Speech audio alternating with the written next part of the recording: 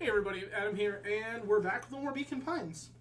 So, if you did not see the last time around, we did figure out the mysterious origins of the thing known as the Source. It is a giant pit in the original Beacon Pines that just, spews cold. We also found out that Beacon Pines, as we know it, is not the original Beacon Pines. That it has moved from its original location to a new one due to the activity Chapter 6 surrounding. Excuse me just a moment here.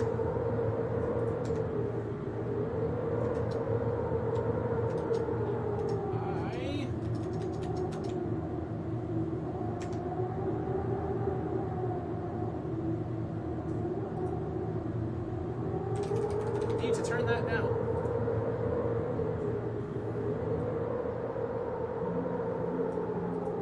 Apologies, everyone. I forgot that I had turned my volume up. That was deafening. I'm so sorry, RIP headphone users. The original Beacon Pines, as you can see in this delightful little image, was overtaken by frost because of the Source. And so a recreation of it has been made, so that basically the town could just continue to function as normal. And somehow most people just didn't realize it. So The Source. Nat expressed his sympathy with a shrug and sauntered off as unassumingly as he'd arrived. He'd given Luca and Iggy what they needed, and nothing more. As Luca sprinted across the snow, the events of the past few days became clearer, pieces to a larger puzzle.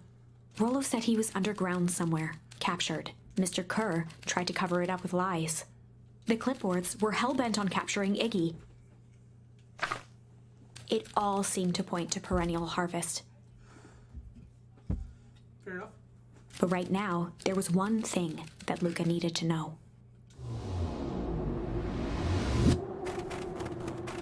Luca stopped dead in his tracks. The tree was gone, uprooted and moved, leaving a raw gash in the earth. He dropped to his knees and dug wildly at the cold snow. His numb hands hit something hard, a headstone. A dry whisper escaped Luca's lips. You're here. All this time I thought I was visiting you. But you've been here, alone, in the snow. Dad, I'm so sorry. They ruined your favorite spot in the world. Our favorite spot in the world. Dad, what do I do? There was no reply, just snow-covered silence. Why'd you give me the slip like that? What if I couldn't find you, jerk? Iggy finally noticed the tears welling in Luca's eyes and the snow-covered grave. Oh. Iggy, they stole his tree, Iggy. Yikes. Suddenly, they heard the crunch of approaching footsteps in the snow. We gotta hide.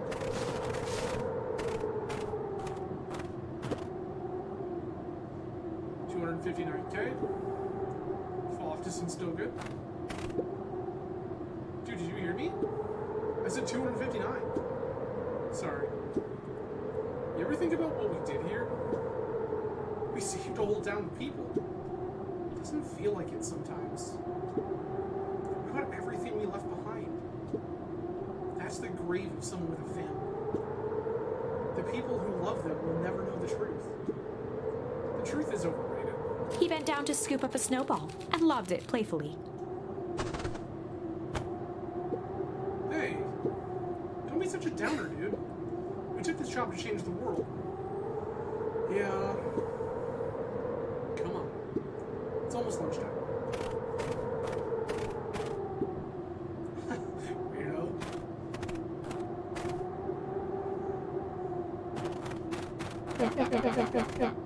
Here I thought I was a jerk. These things are out here literally dancing on graves. Luca stuttered through heaving sobs. I thought I was visiting him. I thought he was with me. I'm not gonna lie, that's a bad break. Here's some advice. Iggy gave Luca a solid smack on the back of his head. Hey! Who's any of this helping? Sitting here in the snow, crying like some pushover. Who are you helping? Hey, look what they did. They lied to everyone. Blah, blah, blah. Luca Van Horn did a lot of things, but you ain't no pushover. What did I tell you before? Some jerk comes at you acting like a horse's ass. I should stand up for myself. Hell yeah. Karen has a very little band of clipboards pulled off this switcheroo for a reason, right? Nat mentioned something about a source. Luca wiped his eyes with a sleeve. Whatever's at the source must be awfully valuable to perennial harvest. Sure would be a shame if something unfortunate were to happen to their precious source, wouldn't it? What do you have in mind? If it's small enough to steal, we snatch it. If it's too big to snatch, we smash it. And what if it's too big to smash? Iggy flashed a mischievous smile and cracked his knuckles. I'm always up for a challenge. Gonna make this right, dude. I promise. Let's do this.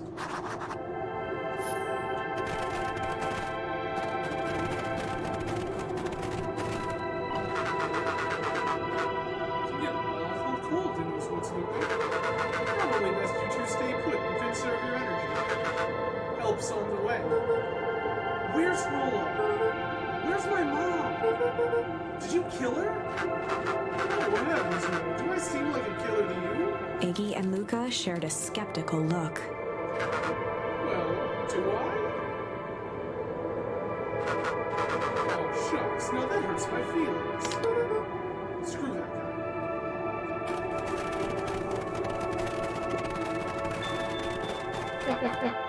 Wait a minute. This is the original town, and that means...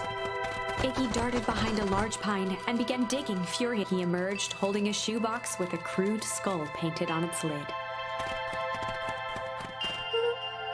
What's that? Long story. So a few years back, I came into possession of some premium-grade fireworks. Not the wimpy firecracker stuff they give kids. The good stuff. So why did you bury it under a tree? That's the long part of the story. You and Rolo were doing chores at Rolo's chicken coop.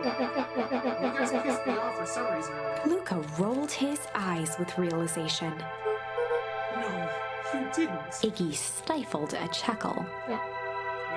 I just wanted to give you guys a little scare. But like I said, these were some primo fireworks. So I might have underestimated these things. You blew up the chicken coop? I prefer to think of it as an incendiary redecoration. Sorry, but you should have seen the look on your faces. Rolo got grounded for months. Which is why I needed to stash the evidence and lay low. So I buried them under that tree. But when I came back for them later, they were gone.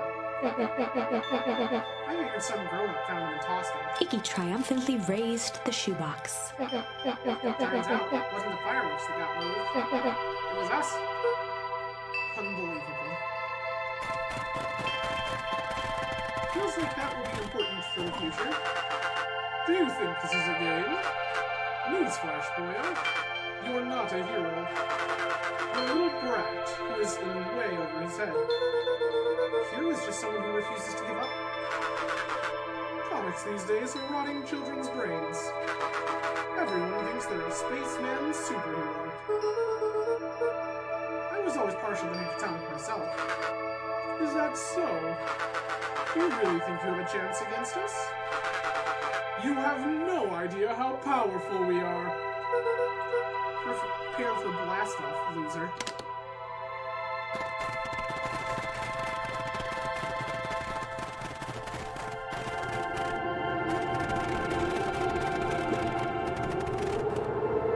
Luca and Iggy inched up to the edge of the hole with bewilderment in their eyes. Arctic air breathed out of the cavern in heaving gusts. Echo! Echo! Echo! Echo! Whoa. I can see why they wanted to move us all out of town. Why would they dig a giant hole? I think this is it. This is the source? It's a How do we smash a hole? Oh, it's much more than that, my little friend. Care. Where's Rolo? I wasn't lying before. He's safe. Well, safer than you two, at least. Perhaps. It's cold. You just had to drag me all the way out here, didn't you? Mr. Kerr gazed down the abyss in contemplation. It really is something, isn't it? What did you do to our town? What is all this? Well, that's a doozy of a question. This is the source.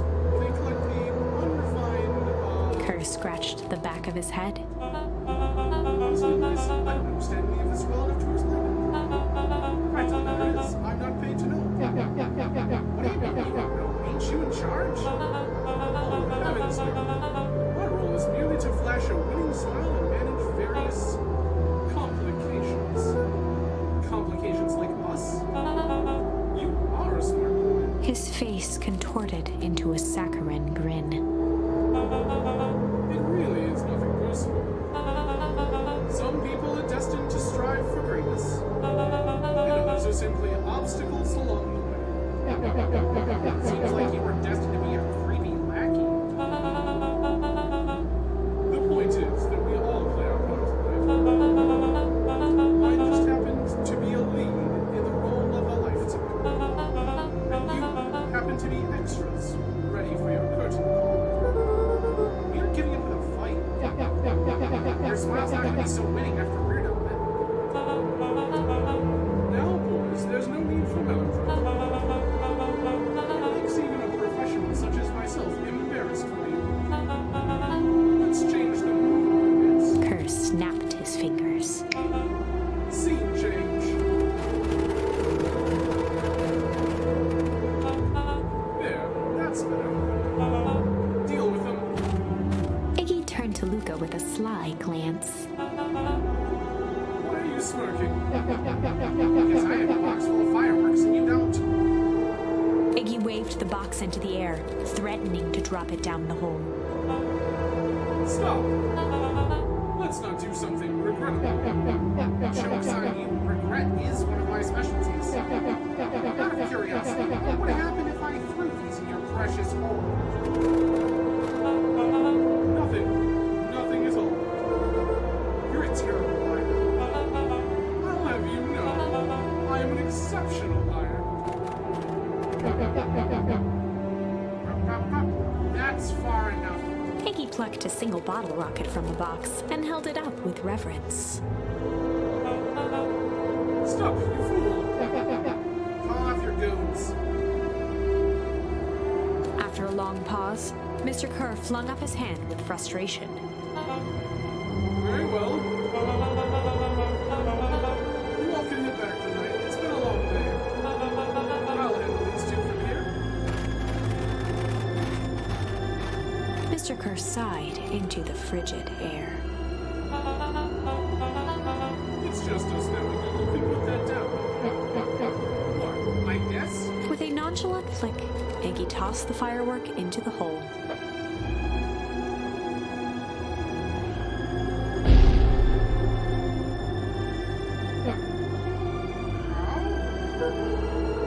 With a growl, Kerr leapt at Iggy, crashing through Luca. Iggy tried to twist away, but in the struggle they both tumbled over the side. Luca dove forward, bracing Iggy's hand just before it slipped. His grip was made precarious by the cold, wet snow. He could see Kerr further down, clinging to Iggy's coat. Reckless child, what have you done? Luca, listen to me. Hold on tight. We can use the walkie-talkie to call them back. What channel? Doesn't make a damn difference. They're always listening. If you do that, the clipboards will just haul us up and snag us both. The only way you get out of this is if Kerr's out of the picture. Just let go and save yourself. If he lets go, we both die. I don't want to die. Seeing the look on your face almost makes it worth it. Mr. Kerr, you've had a long life.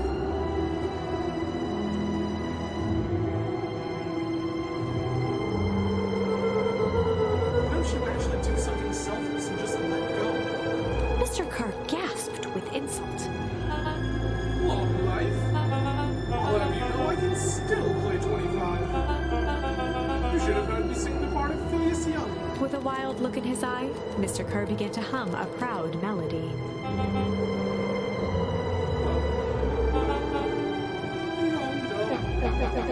Wow, can you believe this guy?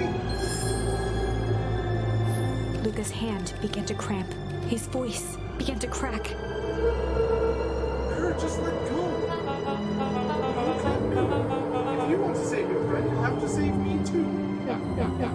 Luca, look at me. It's okay. Luca felt Iggy loosen his grasp. You aren't going to kill your friend like that, are you? Every muscle in Luca's body burned. I'm not his friend. Yes, you are. Nah, I'm just a no-friend bully. Like you, Kerr. Iggy, no. Luca felt his hand slipping. I told you what you need to do with bullies. I can't. It's your only way out of this mess. Two birds with one stone. It makes sense for us to fall together. Wackadoos travel in packs. A calm settled over Iggy's face. Let me do this. Iggy's voice was colder than the bitter air billowing from the chasm. Let me do the right thing for once.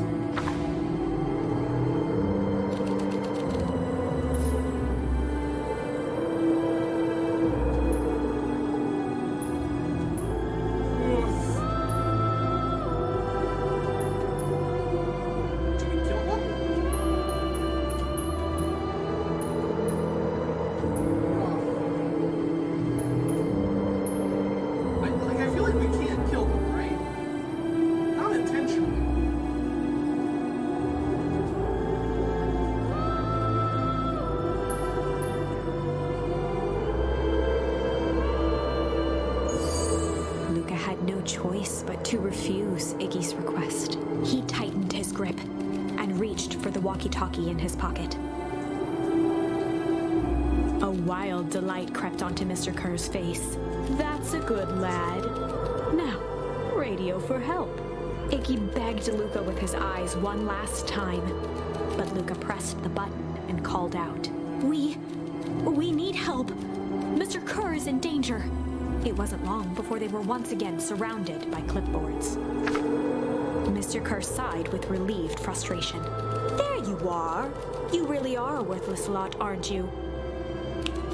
Mirror. A clipboard dutifully produced an ornate ivory hand mirror, and Mr. Kerr began preening his tousled hair. Ah, that's better. Mr. Van Horn, I applaud your sharp thinking under duress. I'll put in a good word for you with the founder. Take them away. A swarm of hands overpowered Luca. The last thing he saw before a cloth bag was pulled over his head was the defeated look on Iggy's face. The end.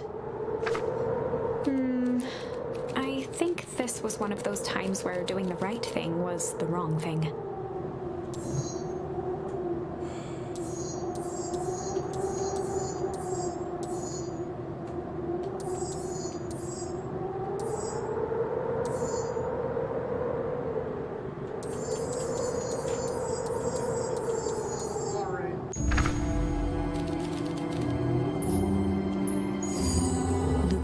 Choice but to accept Iggy's request.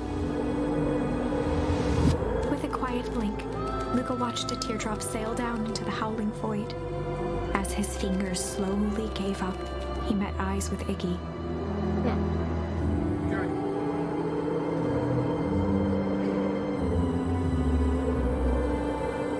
The two silhouettes were swallowed by darkness.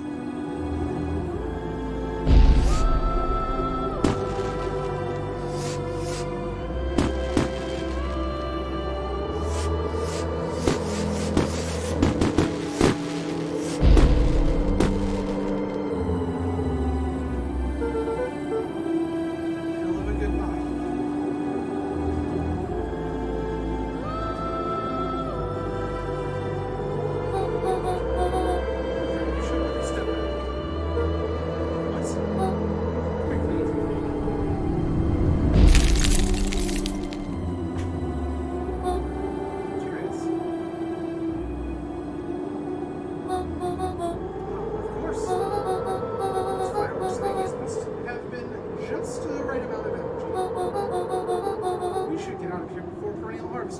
this. Not until you tell me what just happened. Your friend's sacrifice just saved this town. For a little while, anyways. How? Tempus liquid is a peculiar substance. It can change the relationship between matter and time itself. Doing so requires unfathomable energy. In a closed system, that energy can only come from its surroundings. A useful side product of this property being, by adding precisely the correct amount of energy to it, one can create a cryogenic cascade. So the gunk makes things cold and the fireworks made the whole freeze over? That's one way of putting it, yes. As no longer have it, the fireworks weren't strong enough to generate a runaway reaction. I shudder to think what would have happened in that case. We have some idea what that would look like. It will take them a good while to safely break through and access the source again. If you know all of this stuff, why haven't you been held there? I have been, in my way. Each one of us has our role to play. Iggy's role, it turns out, was to buy us precious time. Mine has been to observe and wait. Wait for what? You? Me? Why? What's my role? A fierce twinkle flashed in Nat's eyes. Luca Van Horn. You are going to save the world. With a chuckle, Nat turned and walked west. Dumbfounded, Luca followed behind him, trudging through the snow. Every step taking him further away from everyone and everything he knew, and closer to destiny. To be continued in Beacon Pines, Pines Harder. Revenge served cold, second time's a charm? Wait, that's it? This ends with a crummy cliffhanger just when it was getting good? I was even starting to like Iggy. No way. I refuse to be associated with some never-ending parade of sequels. Let's go back and find something more definitive. Well, we found we have one more new one.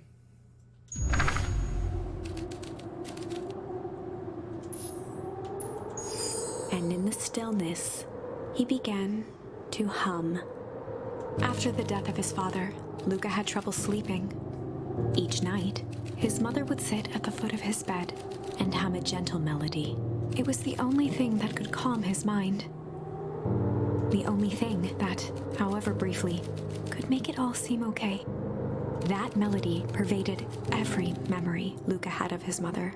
Shivering in the raw snow, he began to hum it out loud.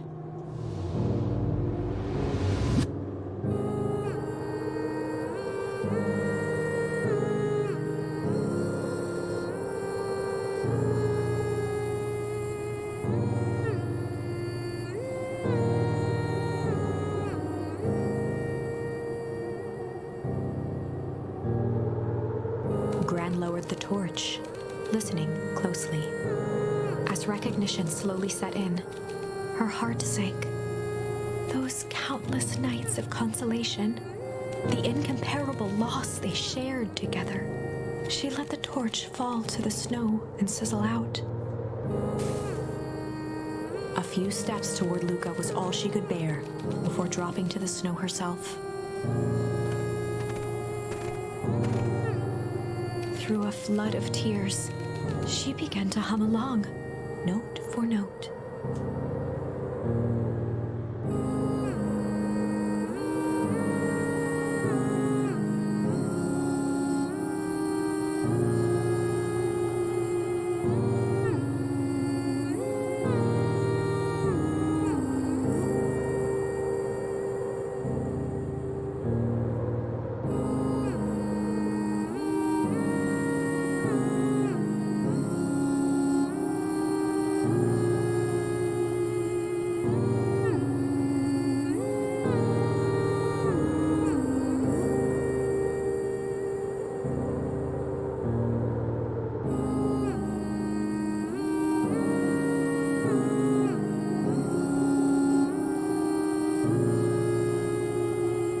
lifted his head in astonishment.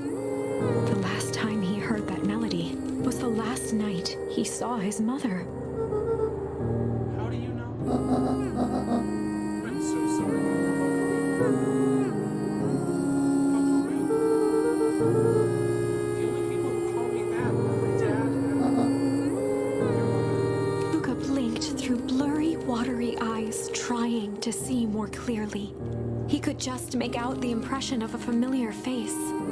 He peered across the snowscape at the woman on her knees. Something about her was undeniably his mother, only smaller, older, changed. Mom? That's right, Buckaroo. Mom! Luca sprinted as fast as he could toward his mother. Things starting to line up. We found out in a previous episode that Luca's grandmother had died 3 towns over some years ago. So we weren't really sure who this was. That makes some sense. They held each other close, and the cold retreated from their bodies. Eleanor? I thought you were gone. You should have known I would never abandon my son. Eleanor looked down at Luca, tightening her embrace in an appeal for forgiveness. How?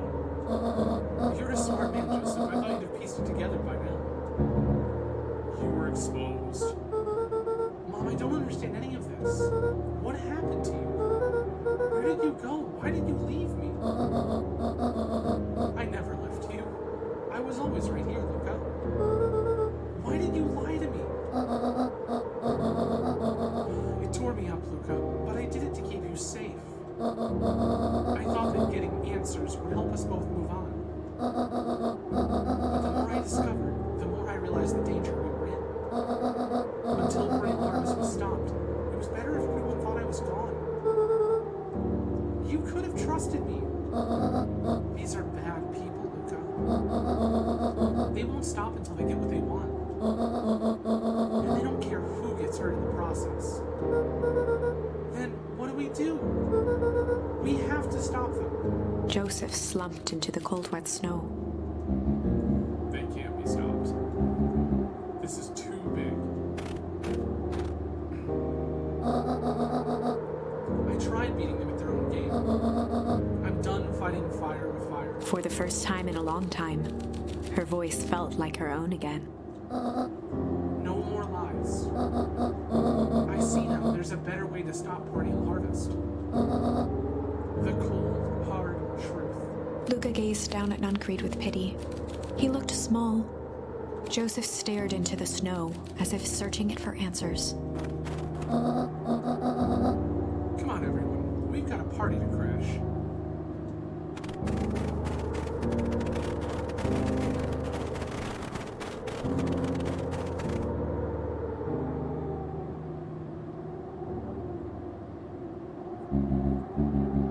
You don't understand.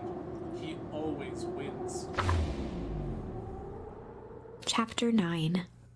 The Devil You Know.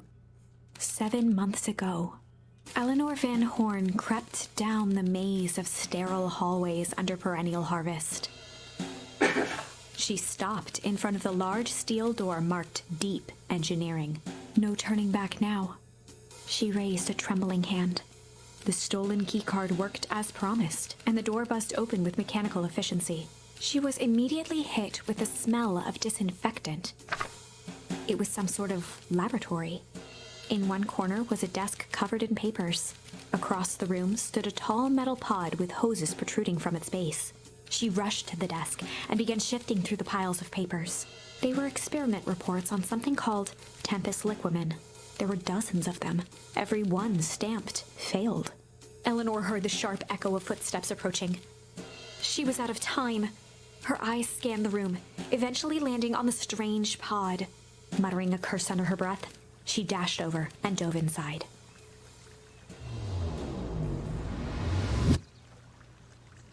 And that is what change is all about.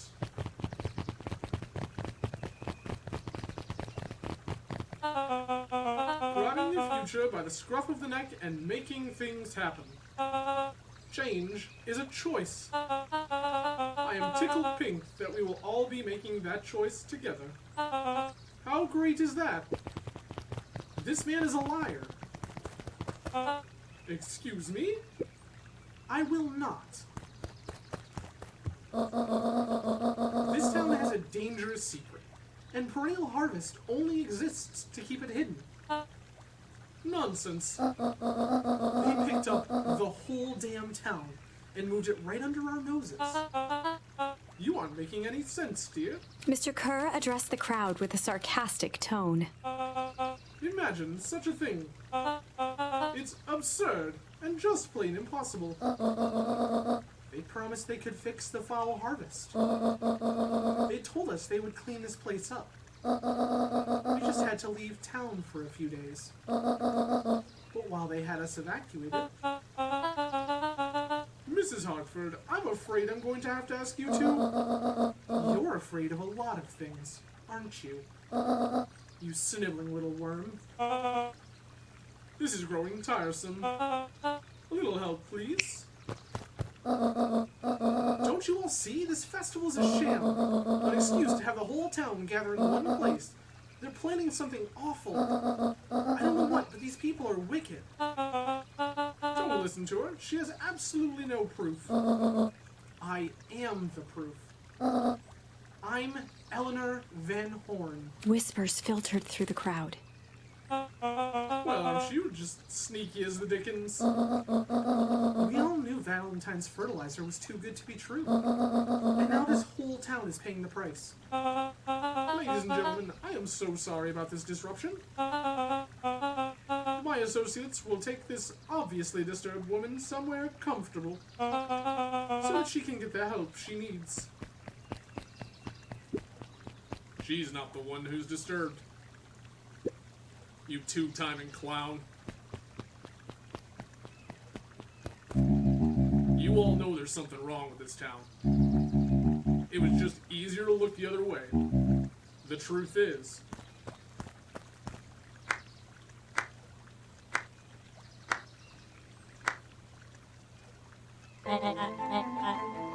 That's quite enough, Mr. Nuncreed. Torment dragged on Joseph Nuncreed's face.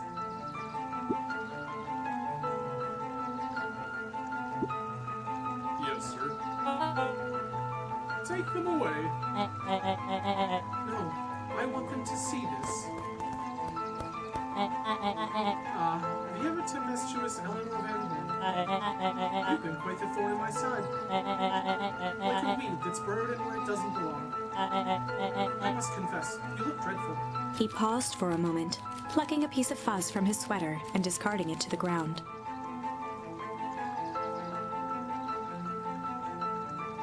Prediction. That is Sharper Valentine.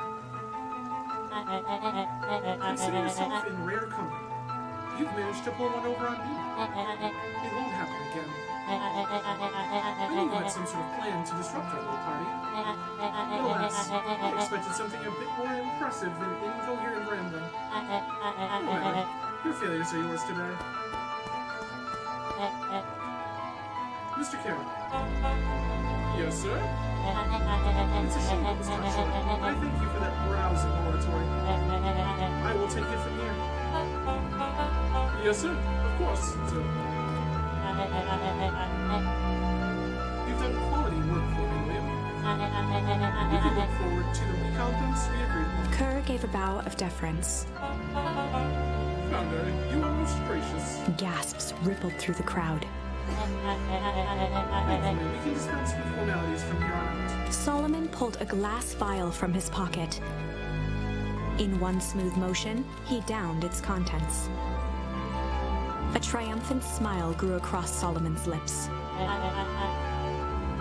You can all call me Sharper Valentine. His body and face began to contort and expand as he disappeared into a belching green mist.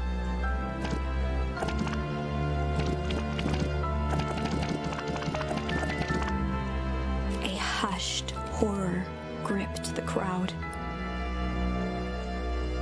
This is a story about change. For anyone who reminisce of the earlier portions of his series, Sharper Valentine was the owner of Valentine Fertilizer, who everyone thought to have passed away.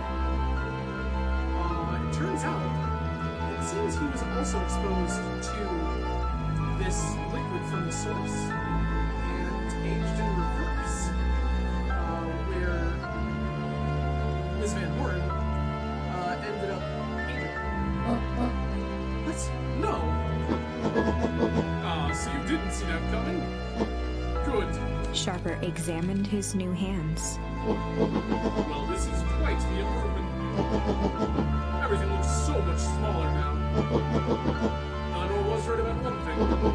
The festival was a ruse. I wanted you all to witness my glorious return with your own eyes. Why does everyone look so downtrodden? This is a celebration of people. Maybe it would be help if we set the mood. Mr. Kerr, do be a dear and reveal the sign. There we go. Ah, wonderful. Sharper choked out a crude squawk of laugh. Frustrated grumbles sprinkled through the crowd. Sharper, you malicious bastard.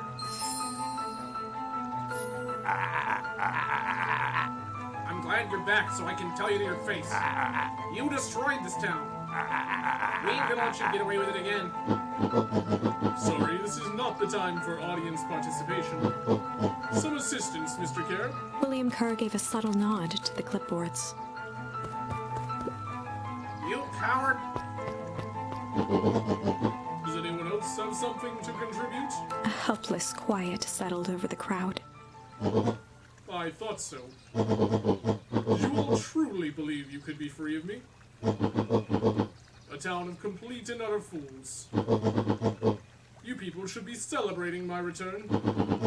You are clearly lost without me. And that leads me nicely to my children. Daddy? I gave both the greatest gift a parent can give. The opportunity to prove yourselves in my absence. Squandered. To say I am disappointed would be an understatement. But Silence, Augustus. An adult is speaking. I don't know which is worse, a son who is completely hopeless, or a daughter with such potential who inevitably lets me down.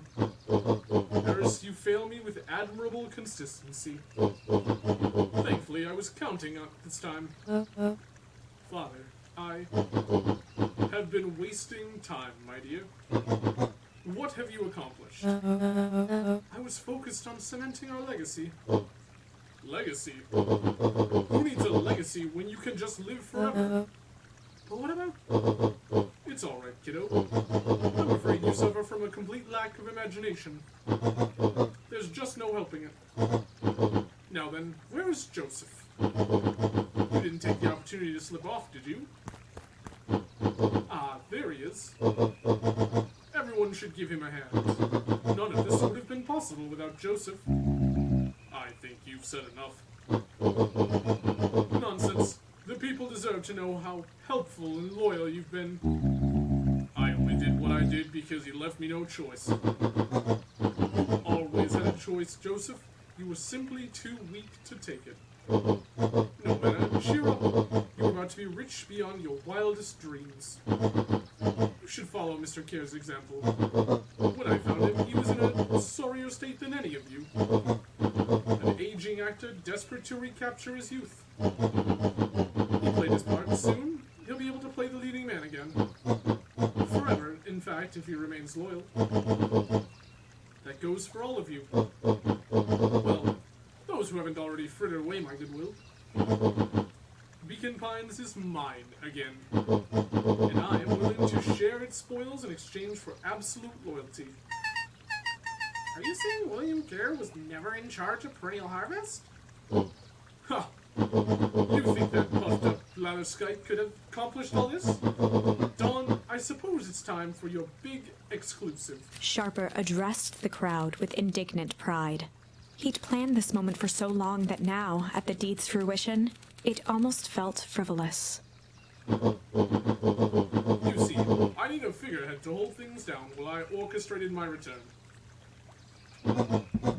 Someone to misdirect, lie, and bilk this town for a spell. So I invented William Kerr. Take your bow. You've earned it. Mr. Kerr flourished a preposterously elaborate bow.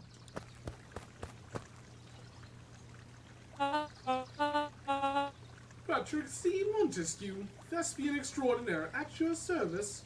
Founder, I just want to thank you again for this opportunity. It truly was the role of a lifetime. Wait. So this Bill Kerr was a patsy the whole time? Now your secret's out in the open. What's to stop this town from rising up against you? Oh, that's the delicious part. Fear. Thanks to our clipboards, I know what each and every person in this town fears most. And I will make those fears manifest for anyone who steps out of line. The choice is simple. I'm not afraid of you. Ha! The young hero. I've kept a keen eye on you, boy. You and your friends made a habit of disrupting my plans. What a pity. If things would have gone a bit differently, you might have had your moment of triumph. But that's fate for you. You can't do this. Oh, but I can. I have won. Never underestimate what a great man can do given time. And now, time is my plaything. Perhaps the most expensive thing I've ever bought. But well worth it. Ha! Sharper coughed up one final laugh and cracked his knuckles. Enough chit-chat. Let's get to work, shall we? And so, Sharper set about remaking the town in his own image. The fertilizer factory soon reopened for business. Sales rose steadily as more and more farmers across the countryside began to swear by its miraculous properties. Beacon Pines became famous, a secretive town that, for the right price, shared its gifts with all. Gifts that became more and more necessary in a world where winters grew longer and longer. The end. This is wrong, but things are becoming clearer now. You can feel it, right? We can't let Sharper win. He might just be the key to this whole thing. Let's see.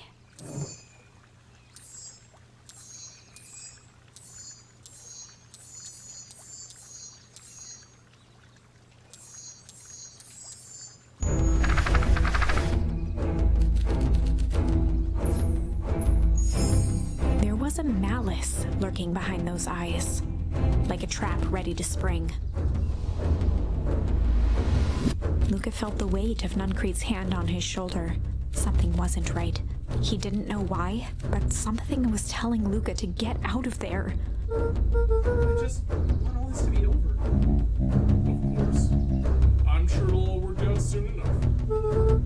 I should get going. I told Roxy I'd check for Rollo at the treehouse. Luca twisted free of Nuncreed's grasp. Of course. Luca, you know your dad and I were good friends back in the day. You can come to me with anything. Anything at all. I don't believe that. Something tells me we cannot trust him.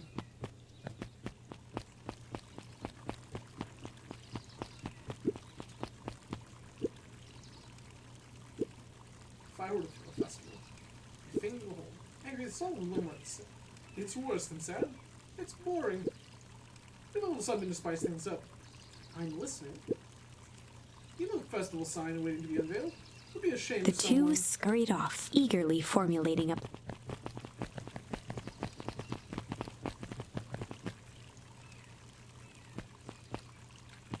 Huh.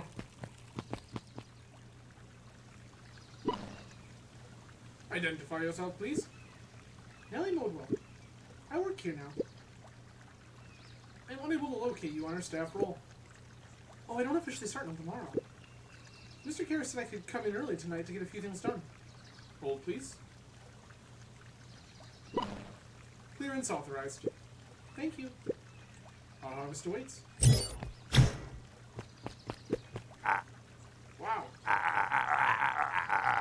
wrench to the noggin sneaking up a guy like that. Don't scare him in while he's junking, Sonny. Evening, Jeff. Isn't it kind of late to be junking? Might as well ask the same thing of you. Find anything good? Ever since Perennial Harvest moved in, even junk is trash. We learn a lot when a person will look at what they throw away. With this bunch, it's all shredded paper and coffee cups. Well, I better get going. I didn't see nothing if you didn't see nothing. See what? Exactly.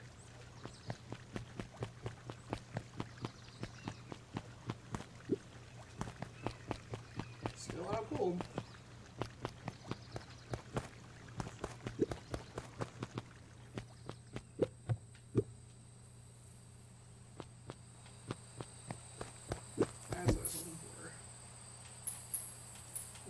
Struggle, pungent. Luca wrapped a twig of thyme around the hook. Some fish have refined taste.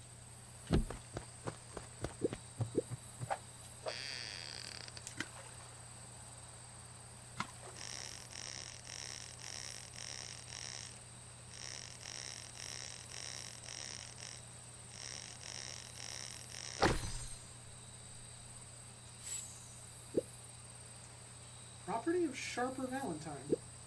Figures. If he had his way, property of Sharper Valentine be written on everything in this town. Should we give it back to him? He may not even want it back. The man's got a contentious relationship with time. We'll keep it here, in case he ever wants to pick it up.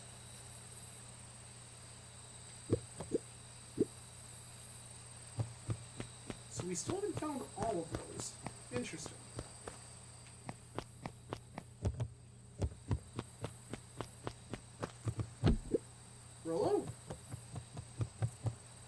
He aired a long holler into the woods.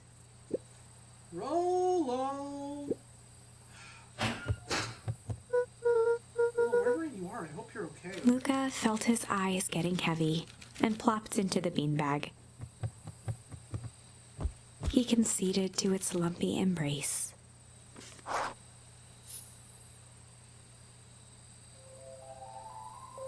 Once again, Luca found himself in a vast black expanse. This time, he knew exactly where to go. He took a single confident step forward. The world flickered and pulsed. He found himself standing in front of the frigid air of a blazing campfire. The source. He plopped down cross-legged and gazed into the cold flame, waiting. Soon enough, the fire began to die out, popping sporadically, until all that was left was a single ember. Luca stood up and dusted himself off. He plucked the glowing ember from the cold ash, examined it, and slid it into a keepsake. The voice of his father spoke behind him. "You made me proud, Buckaroo." Luca turned to face him. "Dad, what is this place?" A warm grin grew across his father's face. "A place where everything that has been and everything that could be all wait together." Luca found himself staring at his father's face, trying as hard as he could to memorize every single detail. "Wait? For what?" Another voice spoke out as Luca's doppelganger stepped forward. "That's up to you." Without knowing why, Luca began to weep. Is any of this real? Are you real?" Luca's father bent down to smudge away a tear. "Of course. I'm as real as the part of you that misses me." Luca turned to look at the older version of himself. "And you?"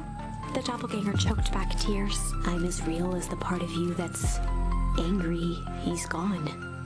Does that make sense? Through his tears, Luca laughed. "I think so." His father pulled him in for an embrace. "Time to go, Buckaroo." Luca was startled from his dream by a banging on the floor. Are you in there? A commanding voice rumbled from below. Just as Luca sprang to lock the entry hatch, the door... Chapter 5. Dangers Big and Small. Luca stumbled back, He heard the rope ladder creak under significant weight. Keeping his eyes fixed on the hatch, he inched backward to the balcony. As his hand grasped the door handle, a large figure clumsily wriggled up through the hole. Stop right there. Or I'll... Sheesh, I know it's dark and all, but I figured you'd recognize me. Who are you? The large figure cocked its head inquisitively. I'll clobber you with a baseball bat. Whoa, take it easy. Luca, you need to get your eyes checked. It's me, Rollo. Nice try, but I know you aren't Rollo. You're like one of his random uncles or something. Where is he? Uncle? Luca, quit messing around. It's me. If it's really you, prove it. Flaming chicken coop, Luca. Luca's jaw dropped. He peered more closely at the man standing in front of him. Something about him was undeniably Rollo, only bigger, older, changed. How? What happened to you? I was running away. I ran into more people in those yellow suits. They grabbed me and dragged me away. Where did they take you? Don't know. They threw a bag over my head. It was cold and smelled like a swimming pool. I think it was an underground lab or something. They made my hands all big. Look. Rollo proudly presented his hands to Luca. Pretty sweet, right? It wouldn't be my first pick for a superpower. But beggars can't be choosers. Rollo, it wasn't just your hands. My feet too? Dang, Pa just made me new shoes. Wait, Luca, why are you so small?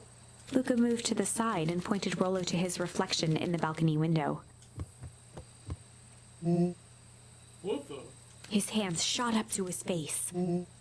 Holy Toledo! Rollo, what did they do to you? Maybe drink some sort of green crud. You? Actually, it wasn't too bad. Kinda tasted like licorice. I passed out and woke up like this. And then I sorta smashed open my cage and escaped. Oh, you smashed open a cage? Kinda. At least I think I did. It's all a bit of a blur. They had you in a cage? Who are these people? I don't know who did this to you, but we're gonna fix it. Fix? This is awesome! Well, I'm just glad you're safe now. Luca, you don't need to worry about me. Sure, I got snatched, but look at it this way. I got snatched. I know where snatched people go. We may finally have a lead on what happened to your family. Maybe you're right, but this all seems dangerous. Danger. Ha! Rollo shadowboxed a few jabs. I'll take them all on. Hey fellas, what's up? With a yelp, Rollo dove behind Luca. Ah! Take cover! Did I come at a bad time? Who the heck are you? This is Beck. Sorry, something truly bizarre just happened and I need help. I didn't know where else to go. So you're just hanging out here with your large adult friend? No, this is my buddy Rollo. This is your missing friend? One and the same. He seems a little old. I'll have you know this is a recent development. What the heck does that even mean? Oh, I'm sorry. You're the one who just showed up here out of nowhere. So we'll be asking the questions here. That's fair. How did you find us? Your silly little treehouse? I think you mean our silly little mission control. I hate to break it to you, but your secret path isn't so secret. And I could hear your racket from a mile away. See, Luca, this is why we need to improve security around here. Not now, Rollo. Beck, you said something bizarre happened? Yeah, but... She shot a nervous glance at Rollo. Anything you can say around me, you can say around Rollo. This is has been a weird day all around, hasn't it? Yep. Beck's eyes narrowed. Okay, so it all started when I made it back home. My first order of business was try to salvage my hair. So I dyed it with some stuff from the chemistry set my mom gave me. Okay. Just need to play it cool. I hope no one notices. Notices what? Oh, nothing. I was just... Come over here and let me have a look. Honey, what in the world did you do to your hair? It just kind of felt like a chain. This is going to take forever to grow out. You're the one who said the change was a good thing, right? I was talking about your mother's new job. I was talking about us moving. I just took your lesson to heart. Ilona tried to put on a smile. Before I forget, I came here to tell you that I had to go into work. Tonight? Mr. Chris said it would be good for her to get some things done before tomorrow. Here, guys, seems like a grade A creep. Beck. He is. In this weird cult of personality. You are not going to ruin this job for Nellie. It means too much to her. I don't know exactly how much it means to her. It means nothing to her to exile her daughter in this podunk town. This place sucks. People are weird. You just don't know them yet. It's always cold. You're in the mountains. You'll get used to it. I can't even get a single decent station on the radio. It's all banjo music and farm reports. You know, I grew up in a town not that different from this one. Is that why you're better at talking to plants than people? Okay. So here's what we're gonna do. First of all, you're grounded. What? I'll have Nellie come and see what we can do about fixing your hair. You need to look presentable for the festival. But not another peep. She sighed, and after a moment, looked down at Beck sympathetically. I know moving is hard, honey. That doesn't mean you have to make yourself miserable all the time. Other people seem to have that covered for me. Oh, and if you decide to rebel by dyeing your hair, She flashed a sly grin and tousled Beck's hair. I'll just shave it off for you. Think of how rebellious you'll look then. Very funny. Thank you. Good night, sweetie. Good night. Wait. First of all, this town does not suck. Second, you need help because you got grounded? No. I'm sorry you got in trouble. It's all my fault your hair got screwed up in the first place. Don't worry about it. I actually kind of like this look. Great. Can we get back to the story now? The next part is the important bit. I had this radio I upgraded with my mom, and I was too angry to sleep. So I tried to dial in something worth listening to.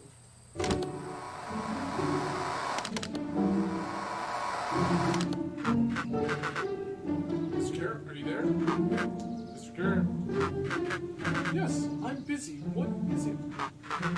Apologies, I have the founder on the line. Patch him through immediately. One moment. Hello, sir. It's so nice to hear from you. Skip the pleasantries. What's your report on a lead researcher of deep engineering? Nellie Mobile seems to be integrating nicely. At this very moment, she's working to help us meet our deadline.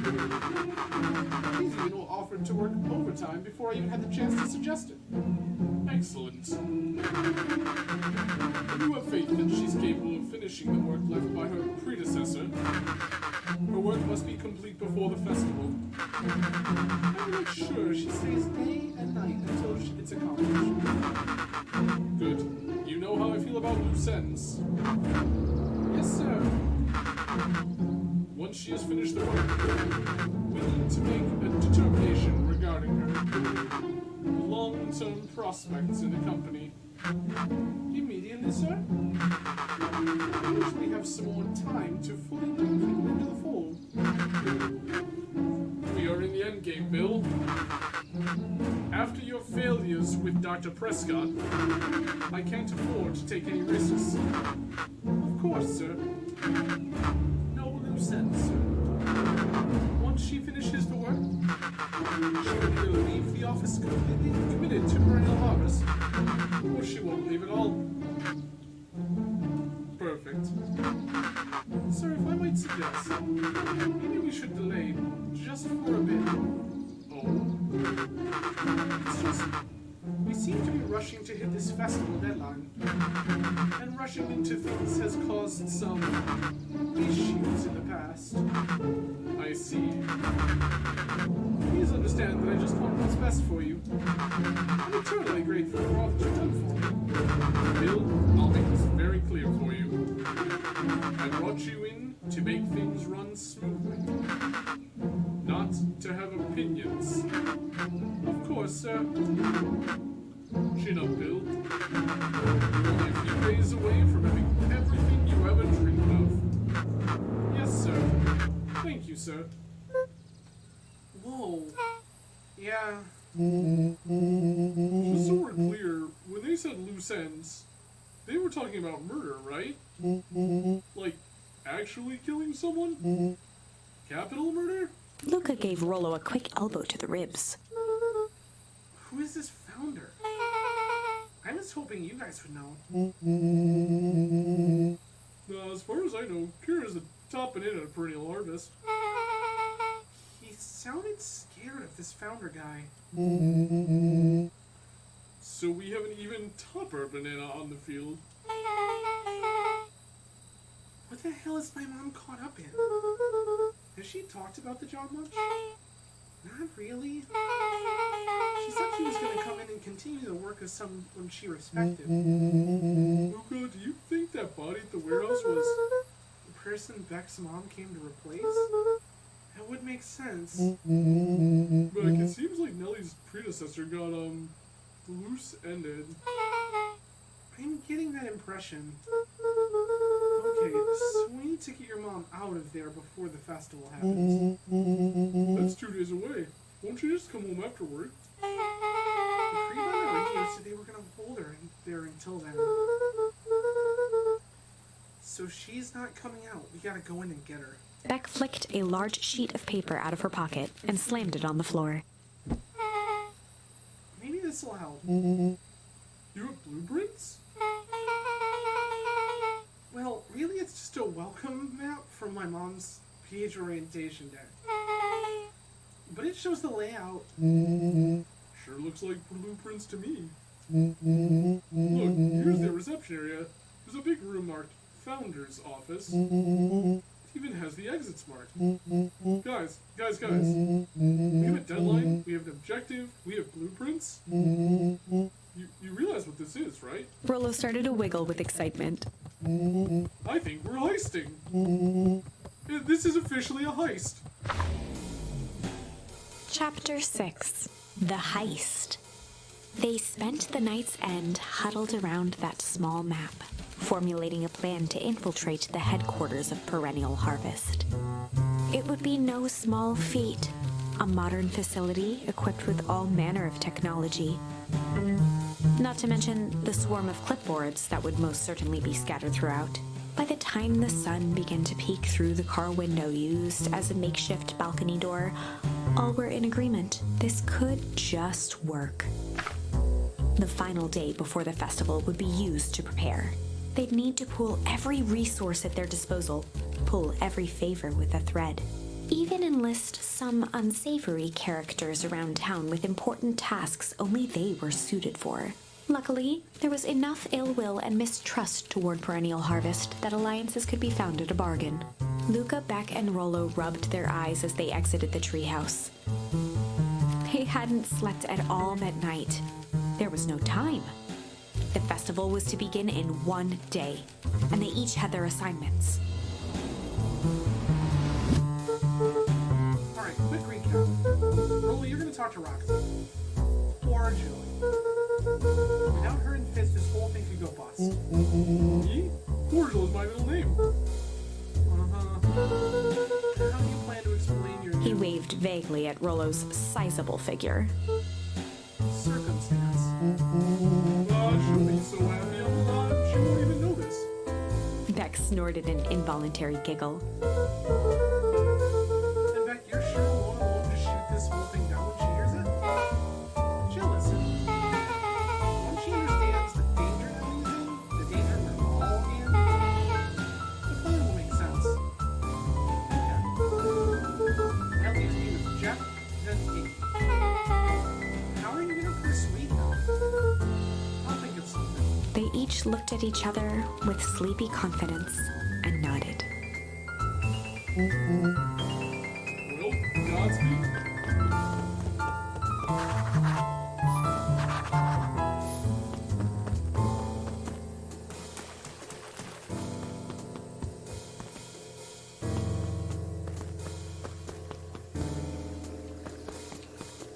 I'm gonna find a job.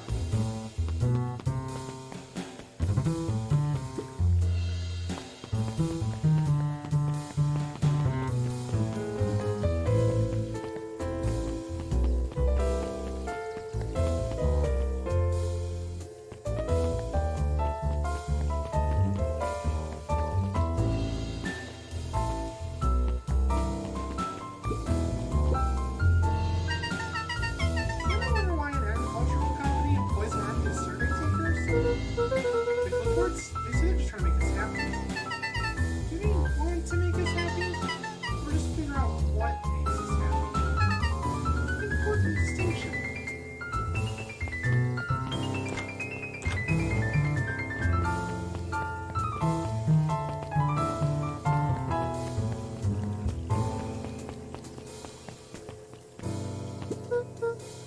Hey, Jeff. What can I do for you?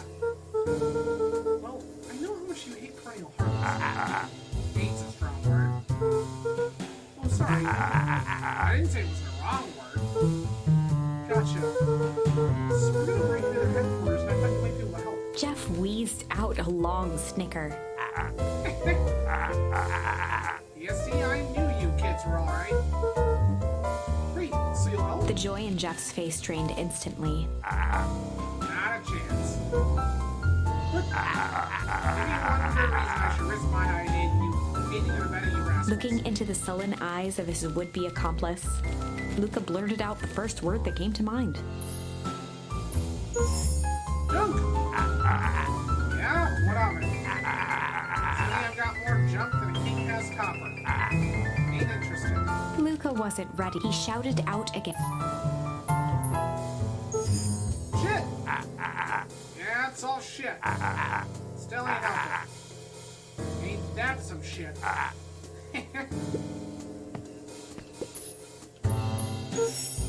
Fight! I've done enough fighting in one lifetime and more than my share of losing. Time's come to hang up the gloves. Hi! Jeff's brow perked up. What do you say? Go ahead. Hide them. Sensing some traction, Luca carried on with vigor. Let a bunch of kids do what needs to be done. We're not afraid. Jeff's scowl faded with a sigh. Say what you know about old Jeff, and they all do. You'll never hear him say I hate for nothing. One good stomp of the foot was all Jeff needed to drive his point home. What was it you kids needed? Some sort of disguise. I've got just the thing. And while we're at it, that crate should come in handy. This ain't gonna be free, you know. I'm thinking 5 bags of sour gobs should cover it. Put it on my tab. Luca offered out his open hand to seal the deal. With a firm and dusty grip, Jeff reciprocated. Done. Swing by first thing in the morning.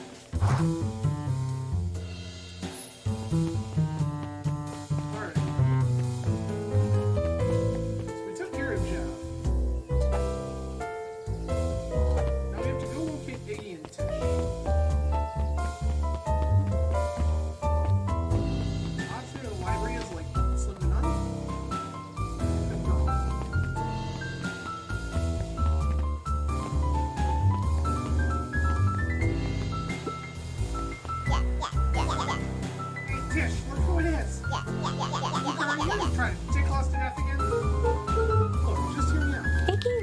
raised an eyebrow suspicious. We're listening. Iggy and we both been giant bags of shit to each other. Iggy gave a reluctant shrug. You're not wrong. Lately, life has been kind of strange, you know? Iggy considered the point. Things have been weird around here. So I'm offering a truce and asking for your help. What do you say we pull our hostilities, at least for now? Pull? Yeah, pull away from nothing. Buzz off. Luca knew they'd need Iggy tried again. Iggy gave a reluctant. Iggy considered the point.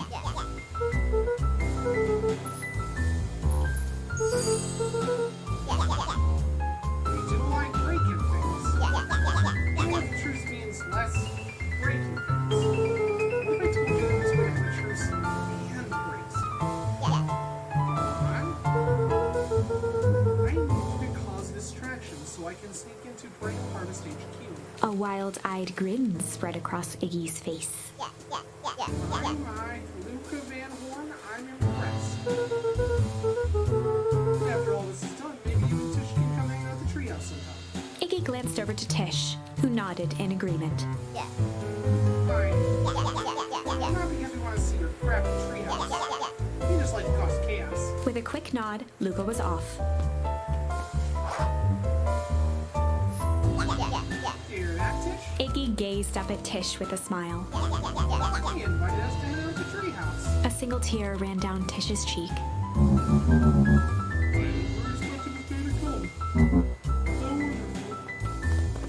That is the most words Tish has said this entire Chapter 7.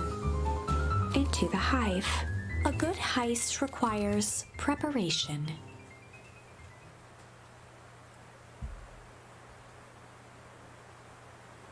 Yup, indeed.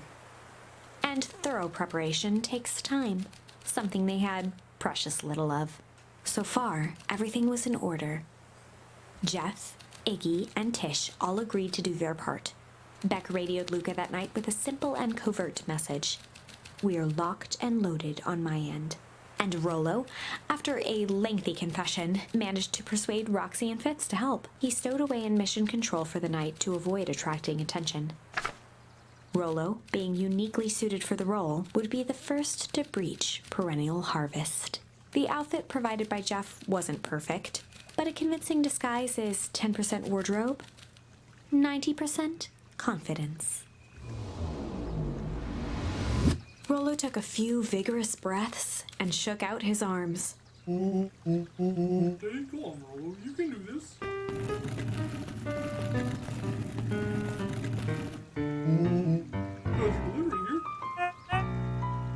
Delivery? I don't have anything in my notes about delivery. Hold on.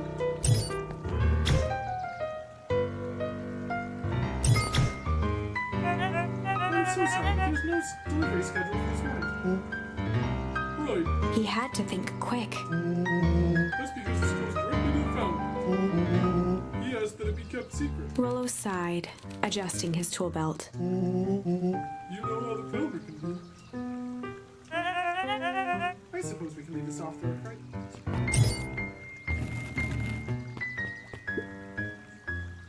Or Mr. Waits and such. With a stroke of his mustache, Rollo proceeded into the perennial. Our harvest awaits. Package here for the founder. Oh, I didn't hear anything about it.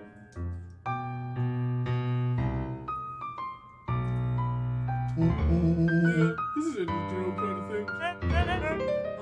I'll just check. He stammered and flipped through the page of... This goes directly to the founder. I don't have time to fill you in. See if you could just complete this. Rollo interrupted with urgency in his voice. Every time with the forms. Look, if you want to explain to the founder why I'm late, well, it's your funeral. I'm sorry. What did you say your name was again? Rollo panicked. Our harvest awaits. Sir? That is a restricted dear. Excuse me, sir. Oh, Mr. Waits. Ready to light this candle, Tish? Yep. Suck on this perennial ham fist.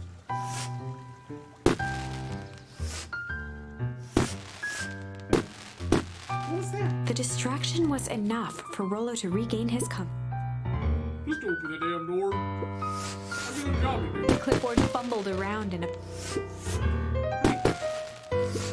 I should check on the place. Oh, come on. Just buzz me in already. Okay.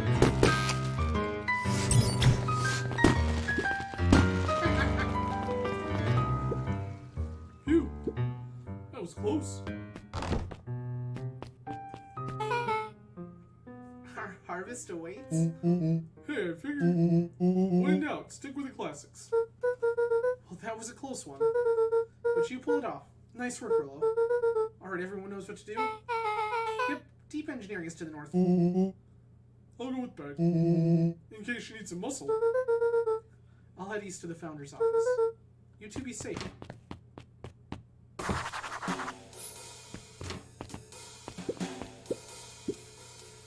many cups for the water?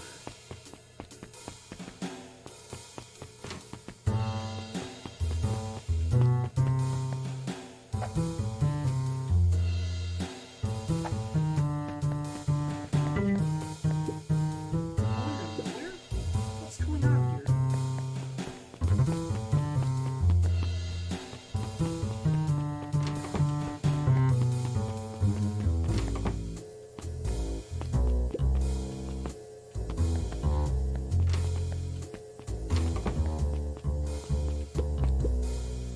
The whole place just feels fake. But of all things, a fake plant? Solomon stopped in his tracks. Huh? What are you doing here? It's a long story. You okay? A veneer of confusion flashed across Solomon's face. His words rushed out dramatically. No, I'm most certainly not okay. Some strange people grabbed me and... Were they in hazmat suits? Yes, how did you know? They locked me up when they were distracted and I ran. Dang, okay, you should stick to me. We've got... Solomon's facade briefly faltered. Me? Yeah, Roland Becker had a deep engineering. Thank heavens you found me. We've got to get out of here. Only just yet. But they'll catch us yet. I gotta do something first. You're right, you happen to see a door marked founder? Oh, dude, why are you looking for him? I'm not as keen to get in that office. I do think I saw a door that said founder. It's just down this way. Luca happened to notice a plaque above the...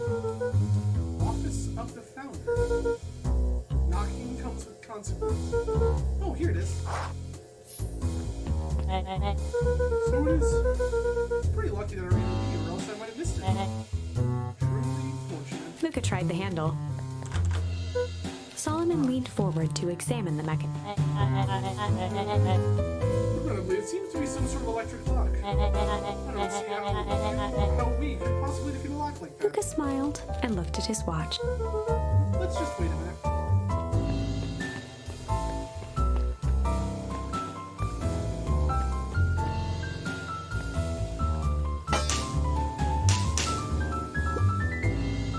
I don't know what sort of funny business you're up to, but I like it. She mimed a quick hat tip and ambled off with a whistle. Howdy. Good afternoon. The light on the keypad changed from red to green. How did you do that? It's good to have friends. Quick, let's get inside before someone spots us.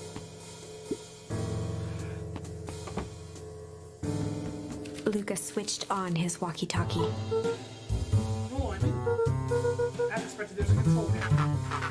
Great timing.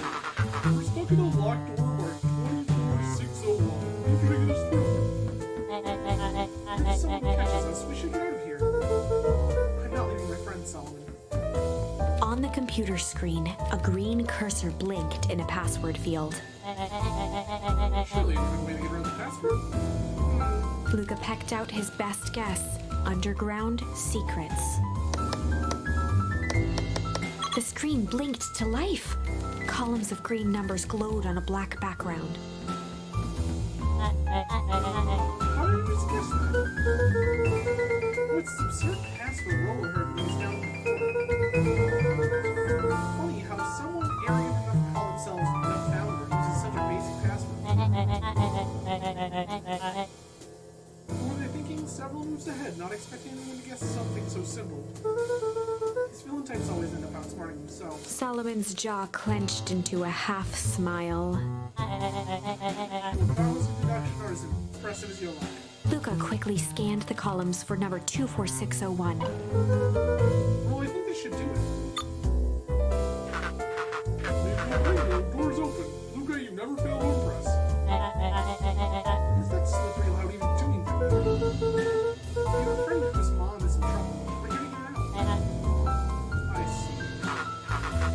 Okay, Luca, I think we're close. The next door is guard 13806. Once again, Luca scrutinized the numbers on the screen.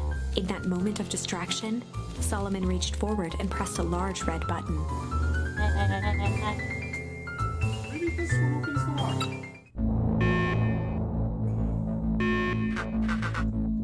Ram, we got company. Luca, let's go faster. 1 second, I can't think of all this. He quickly skimmed the screen with his finger. Here it is, 1306, go, go. Curse the hands. My apologies, Luca. Don't beat yourself up, I know you're trying to help.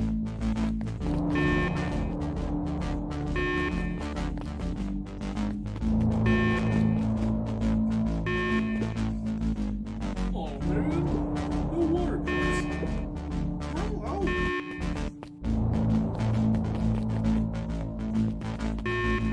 Oh, are you okay? Oh, come in.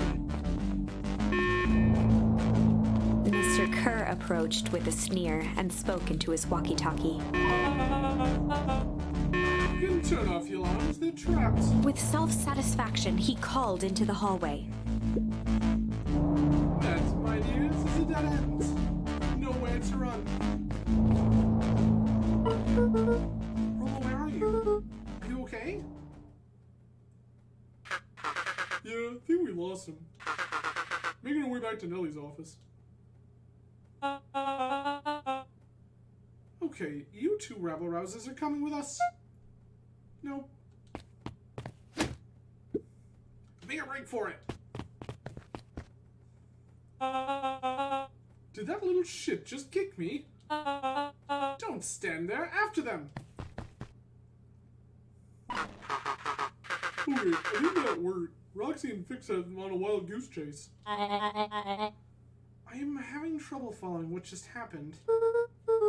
Like I said, it's good to have friends. Well, how long do you think Roxy can distract them? How long can Roxy keep someone so pissed off they can't see straight? Let's just say we've got time. Entering Nellie's office now. Mom! Oh, honey, what did you do to your hair? I thought you'd be happy. I finally used the young chemist slap kit. You sure have a knack for making me incredibly proud in the most frustrating ways. I need to get you out of here. Me? Who is your adult friend? I'm not an adult. Ever heard of a growth spurt? I had more of a growth spew. No, that's not possible. Nellie leaned over to examine his teeth. Substantial banding on the enamel of rollers consistent with Tempest liquid exposure. Is that what you call the gunk they forced me to drink? You drank it? Oh no, oh no. They told me it was only being tested on plants. Actually, I promise I didn't know. What the hell is going on at this place? I was brought here to work on a discovery of a lifetime. A novel chemical compound was discovered under Macon Pines in a wellspring they called the Source. They named it Tempest Liquid.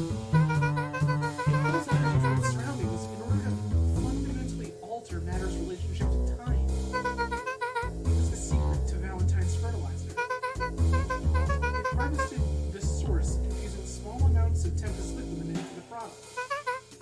It worked wonders, drastically accelerating plant growth. Crops could already harvest in a fraction of the time. But it led to complications. The fall harvest. New harvest getting rid of the mess. To succeed where Valentine failed.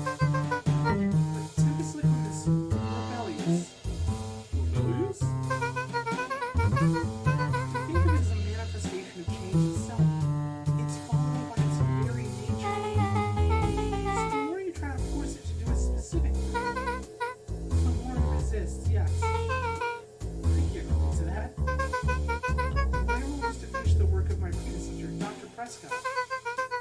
Harnessing Tempest liquamen to reliably manipulate an organism's age. Just imagine how many people we could feed. Professor Kim was very insistent that we reach a successful result before Face Festival. But you didn't, right? Nellie sighed. You know how much I love a good puzzle. I poured myself into the problem. It wasn't long until I discovered oddities in Dr. Prescott's notes. Oddities? They contained obvious errors, mistakes that someone of his reputation would never make. So I fixed them And now I get to replace my entire wardrobe. I really am truly sorry. I suppose we're all hand-me-downs anyway. It sounds like Dr. Prescott figured out who got cold feet and intentionally sabotaged his own work. I hadn't considered that possibility. I sent a letter asking him to clarify his thinking. Dr. Prescott is dead. Carried and killed. What? I only heard them talking about it on the radio. When are we gonna get you out of here? I just... Like, now. Wait, the vial. I finally solved the chemical equation, allowing direct control of aging. Mr. Kier picked it up just before you came. All the more reason we gotta hide. You got Dr. Vogel heading your way out. Roger that. Be careful. Alright, everything's on track. Now what's your plan for escape? We'll go over if you want to get here. In the meantime, maybe we can dig up some more info. Now it's 80 proof whiskey. A hard drink or a hard meal? Wow, even his alcohol is arrogant. Solomon muttered inaudibly. I should smother you right now. What's that? I said, I shouldn't bother you right now. Maybe still great bother at all. Let's see what else this bad boy has on it. Security system, time card logs, payroll. You know, for being so aimless, I sure it's boring. Solomon once again muttered under his breath. Those few weeks. Huh? Oh, nothing. Luca tugged on each of the cabinets. Dang, this must be the good stuff. They're all lying. Perhaps he's not as careless as you suspected.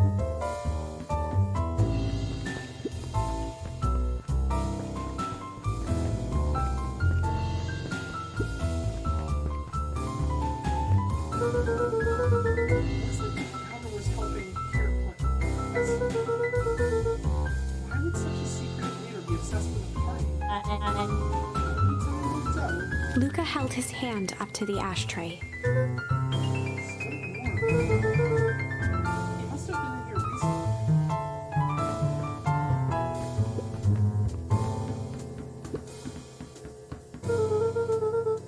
I'm really sorry you got dragged into this mess, Solomon.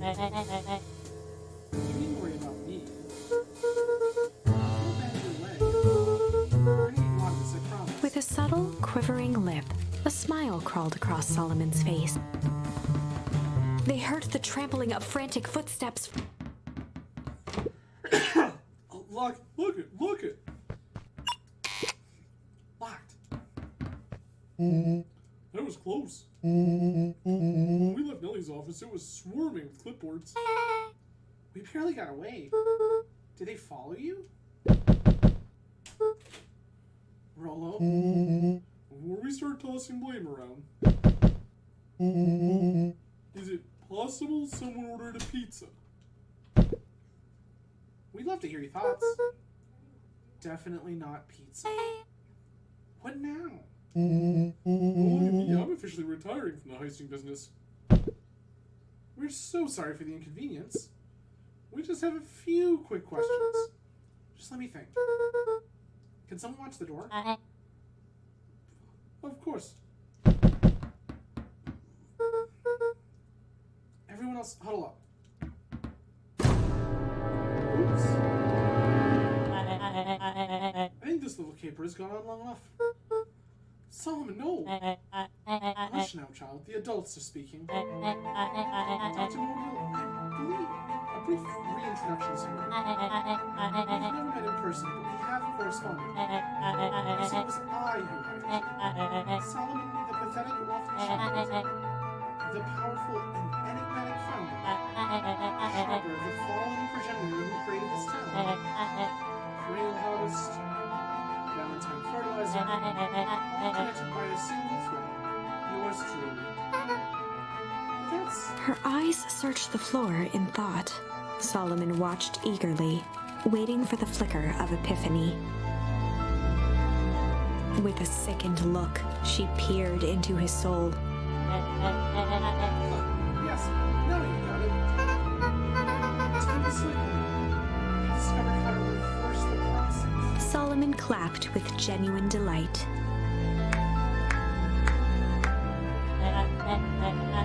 Very good, Dr. Mobile. Very good.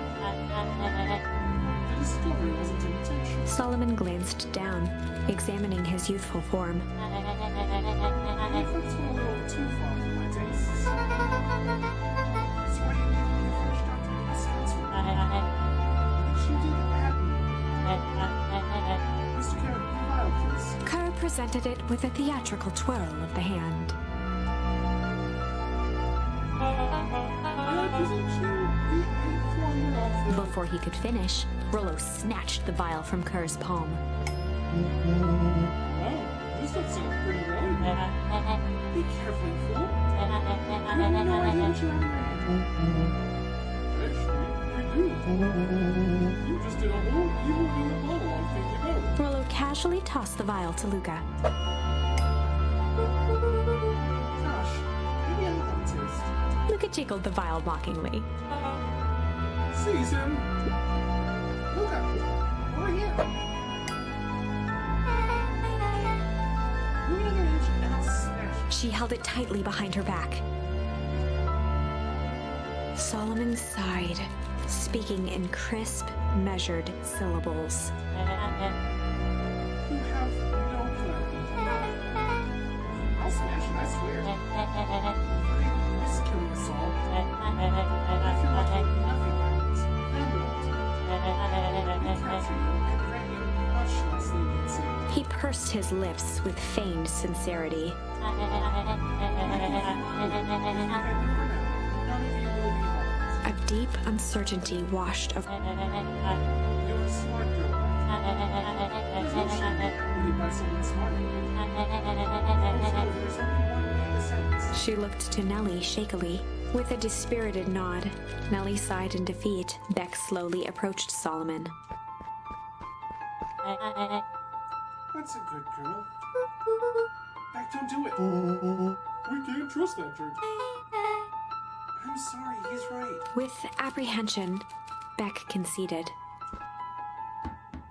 Solomon pocketed the vial and brushed off his shoulder with a sharp flick. Mr. Garrett, you have allowed yourself to be humiliated by a group of children. Report to my office tomorrow for a performance review. The blood drained from Kerr's face. Of course, sir. But first, you have a speech to make. Try out there and give me the introduction I deserve. And don't forget to smile. Yes, sir. And to think, all of this thanks to the efforts of Mr. Van Horn. I don't understand. How is all of this because of me? I said Mr. Van Horn, silly child. Dr. Walt Van Horn. Your father was always a thorn in my side. I offered him an opportunity to be part of something great. But the fool was blinded by righteousness. He even broke into my laboratory in an attempt to sabotage my work. Solomon shook his head with gratification. But the universe has a funny way of correcting course. By meddling with a force I didn't understand, Walt showed me its true potential. As fate would have it, Luca, your father's dying act was to grant me eternal life. A muffled applause resonated faintly through the walls. Well, that's my cue. After the festivities and my subsequent ascension, I will return to deal with you all. Until then, I suggest you use this time to reflect on the magnitude of your failure.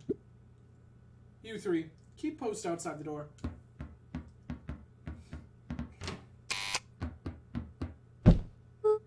Well, crap.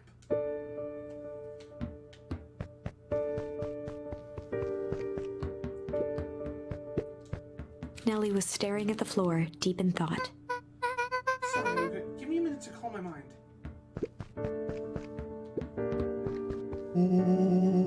I can't believe Rebecca sold us out like that. I'm not sure she had any other choice. So what now? What's the plan? I don't have one. Well, of course you do. You always have a plan. Rollo. You just need some time. Rollo, it's over. We lost. Nellie was staring at the floor, deep in thought. Hey. I'm sorry, Luca. I did what I had to do. I know. It's just... we were so close.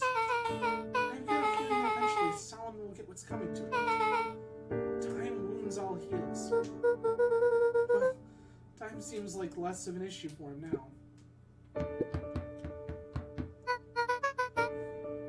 Luca, there's something you should know. After Mr. Hero locked me in that office, I had nothing but time and curiosity. I poked around hoping to find a means of escape, but I found something else. A note hidden in a false drawer. What sort of note? Dr. Prescott must have sensed his time at Perennial Harvest was growing short. So he left behind a letter with the hope it would be found by his successor. It was a confession of sorts. He left it for me, but its contents... Look, I think they were meant for you. Why? What did it say? It was about an incident with your mother. Dr. Prescott found her in his lab with a stolen keycard. There was an accident. She had been exposed to extreme amounts of Tempest liquid. The color dropped from Luca's face.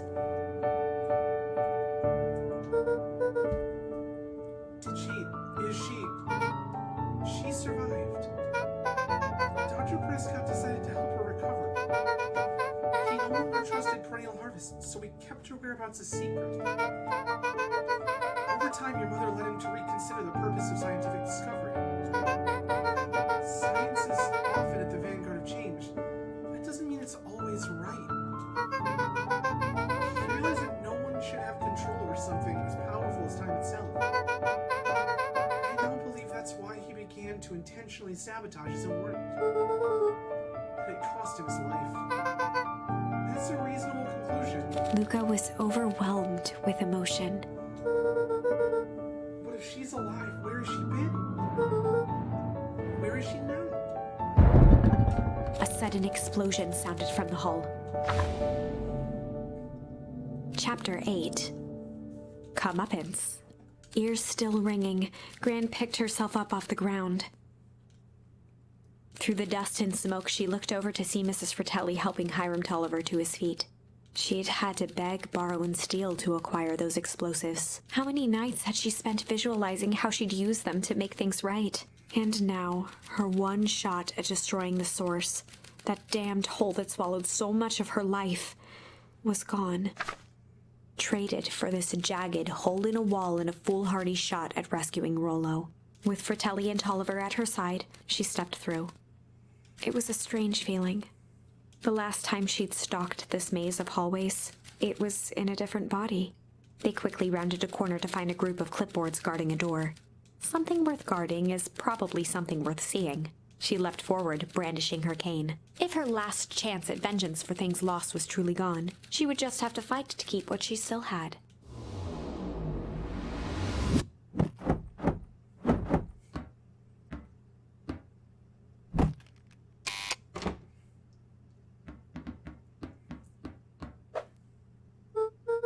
Gran, what are you doing here? Luca, what are you doing here? We are here to save Nellie. We are here to save Rollo. Hey, Miss Lucas Gran. That's awful nice of you. But I'm fine. Oh no, what did they... Gran, there's no time to explain. We have to go now. Come on, everyone. We've got a party to crash. They made their way out from deep within Perennial Harvest, just as Solomon finished up his... Thankfully, we can dispense with the formalities from here on out. Solomon pulled a glass vial from his pocket. We've got to stop him. In one smooth motion, he downed its contents. A triumphant smile grew across Solomon's lips. No! Well, guess that's it. We lost. I wouldn't be so sure about that. With a mischievous look, Beck elbowed Luca. Remember when I had the vial behind my back?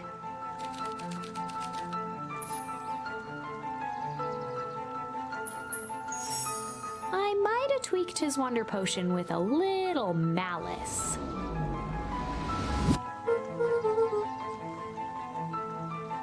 Malice?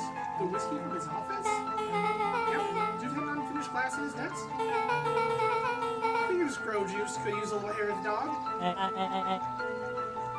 You can all call me Sharper Valentine. His body and face began to contort and expand as he disappeared into a belching green mist.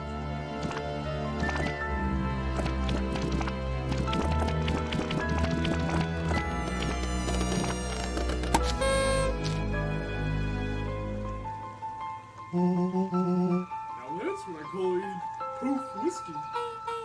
Damn, Tooth.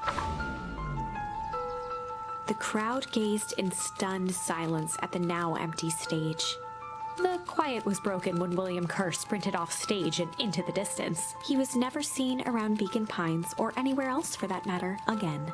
Watching the silhouette of Kerr disappear over the horizon, Luca began to laugh. First, a low chuckle that became uncontrolled, heaving. Through his tears, he was vaguely aware that the crowd had begun to laugh with him. The end. That was unexpected. Perhaps a bit of an absurd ending for my taste, but who am I to say? I'm only writing the damn thing.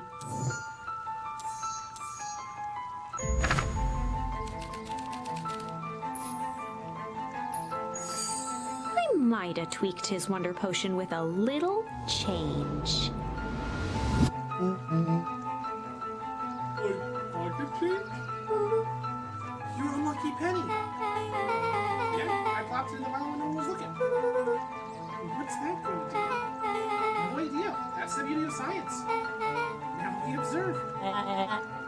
You can call it Sharper Valentine. His body and face began to contort and expand as he disappeared into a belching green mist.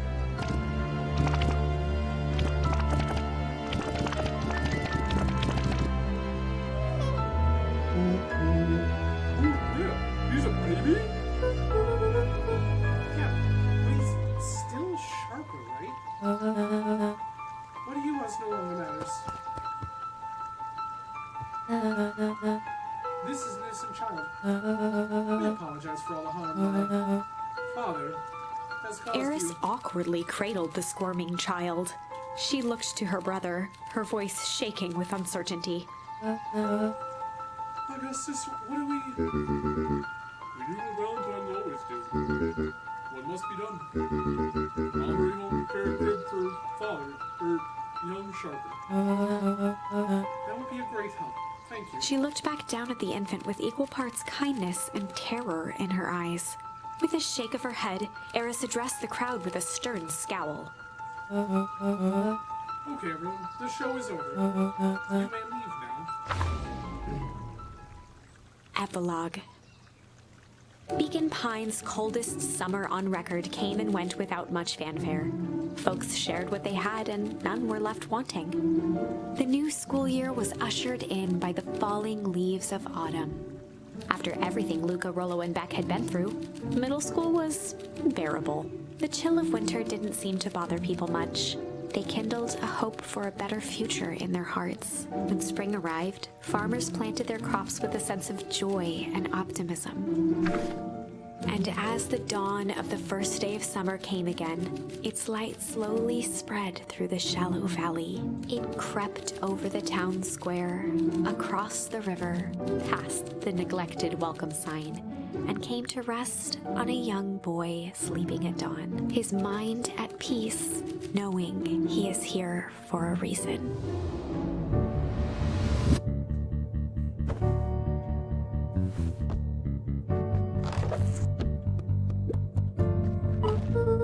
Oh, are you up yet? Roger that. The beautiful day of Mission Control. You wanna swing by? Be there in a minute.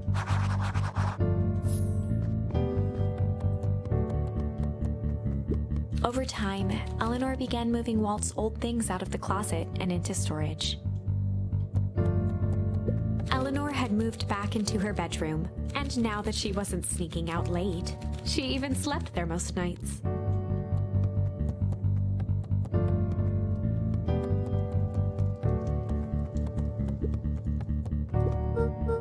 Mom, I'm ready to go now. You go on without me. I'll meet you there. I've got a batch of jam to finish jarring. It's funny. I only started making jam as a way to send messages without anyone noticing. No, I enjoy it.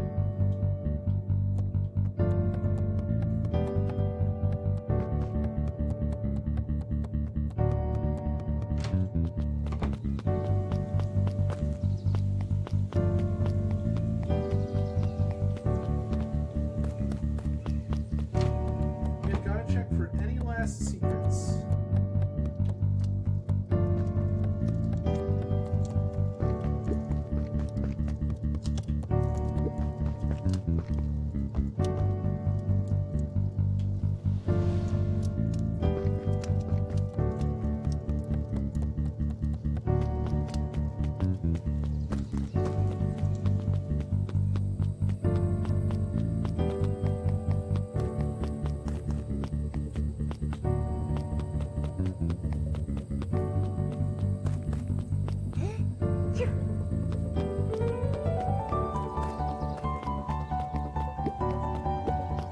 I hear all about big plans that little treehouse.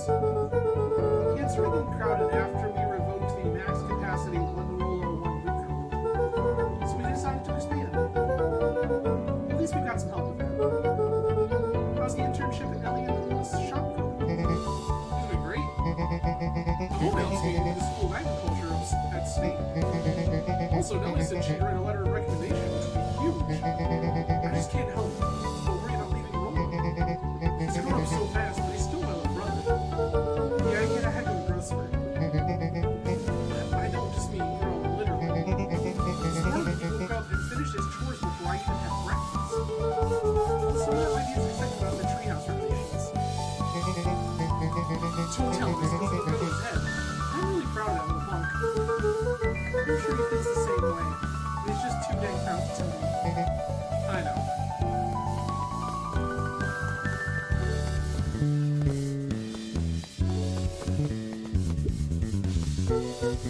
Hey Gus, how's the tree planting? Could be better.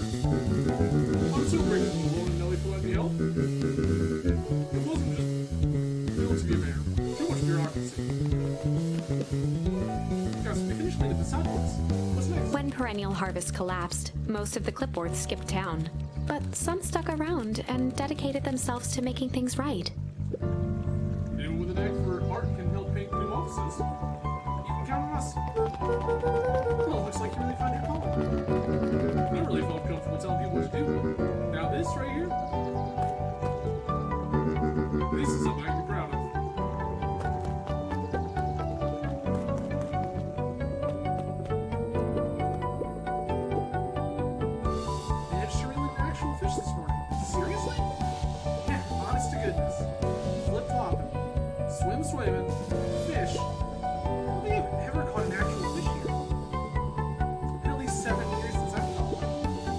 say it's a good omen. What do you do with the fish? Why release it back into the pond? Hoping to catch it again tomorrow. Did we... Nope. Luca gently good for her skin.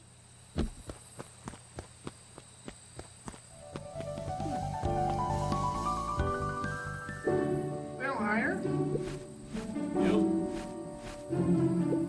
Little lower. Yep. Little higher. Yep. I'm telling you. The angle is the issue. We need more power to the radio. Luca, there you are. Are you telling him it's not the angle? Hey, I'm not in charge of antenna redesign. Fine, fine. If you just don't do anything drastic until we get back. Who, me? Dish, you're in charge while I'm gone. Yep. It'll be fine, right? It'll be fine. If we really want mission control to turn into something bigger and better, we have to loosen our grip a bit.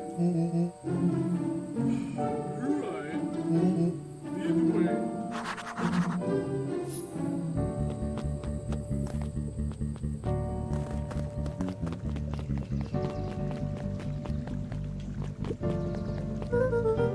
I see you decided on a name. Really clear all the old stuff before putting on the final touch. Snow and Dirty Harvest is now official. I like it. Well, actually, Nellie's idea. Just tell her what to do. Name serves as a reminder. Just because progress is important doesn't mean change should happen fast. In fact, I read that more than you care about something, the more important it is to take things slow. My motto is, go slow and fix things. Amen to that.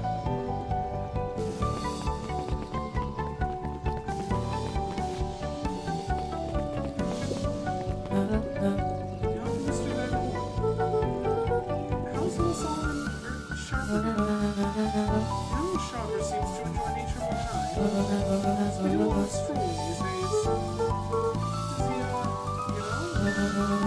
attempting to crawl out of his grip without world domination? Yeah. Thankfully, no. His wife like the fact that she feels that Sharper's in the myself enough to retain his previous memories. For all intents and purposes, the child is unborn clay. It's what feels a little nicer inside, however. It is the objective, yes. Really, all I can do is try and hope. Two activities I never to find less distasteful. Well, I think you're doing a great job. The whole town is ready to help out however we can. I can't wait to teach him to throw a baseball. Eris did her best to ignore the tears welling in her eyes. That would be acceptable.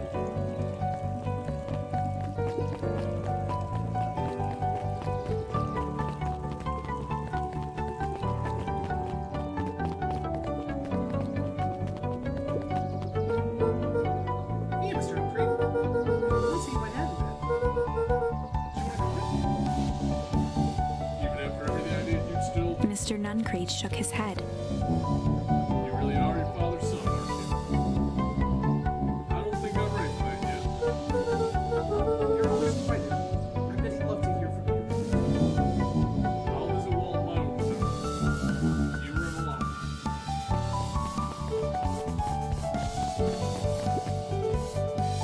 With perennial harvest gone, the transportation tubes were left unused. Come on, come on. No one is too big, no one is too small. The depth's a wild ride. Well, maybe not completely unused. Just one piece of candy. For the ride of your life. Who's next?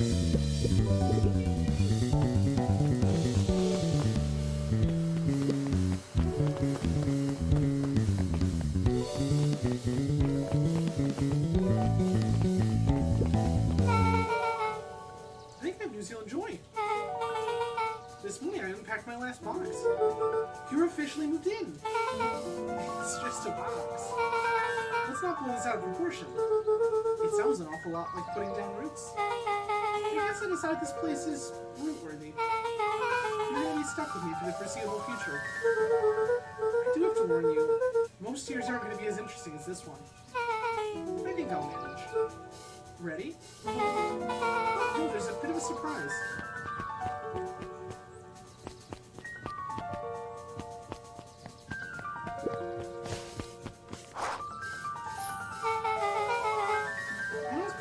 This tree especially for you. He didn't have to do that. It wasn't just them. Just about the whole town pitched in. We all owe you. It should do okay in the cold world beacon pines. And thrive as things warm up. That's perfect.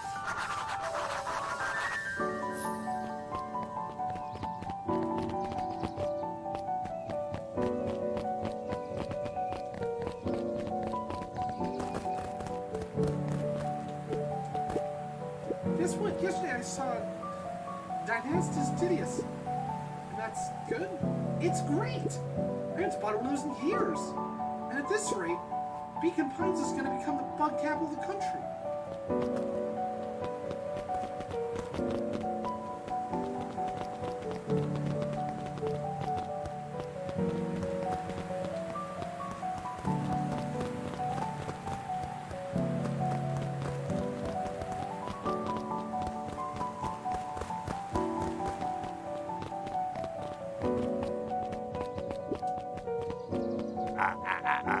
You got it. That's a good looking tree. Need a special occasion or whatever. Rides on the house. Your only hand takes that little tree.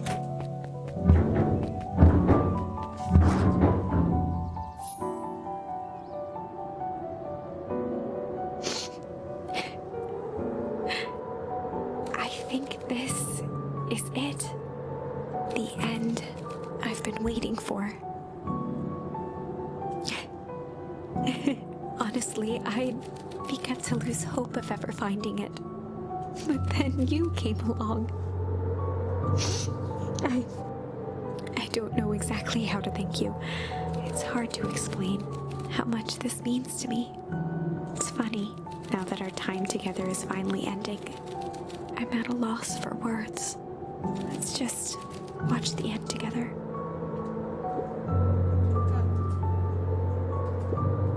Good little tree. The best little tree. This little tree.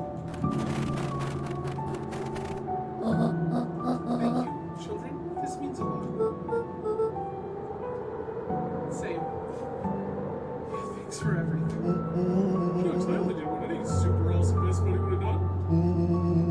We should probably give you some time alone now. You good? Yeah, I am. It's been a wild year. How are you feeling? Everyone keeps asking me that. Fine, really. I always said the only thing fitter than a fiddle is cello. I feel like dang cello. Well, if you ever start feeling like a cello, I'm here for you. I know. You don't even have to say it. You did make an awesome pair. Excuse me?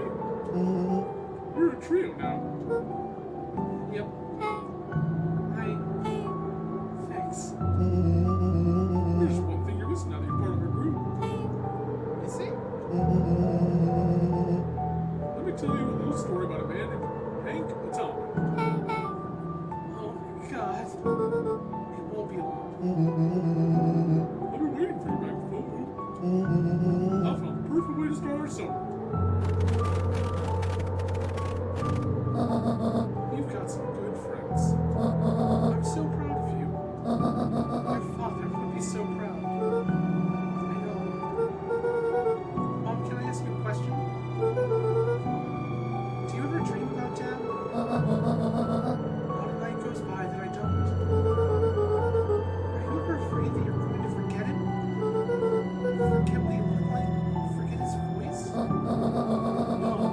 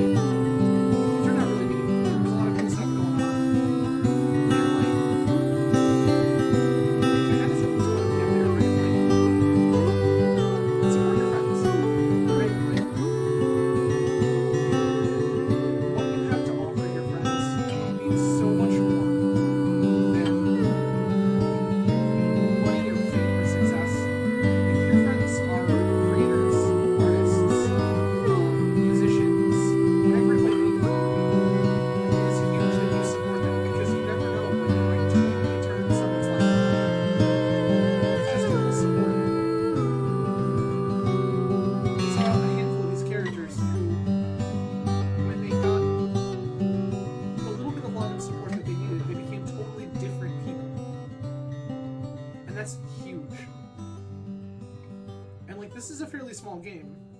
You see all these names scrolling here, but these are all names of people who supported the game and helped make sure that it could exist.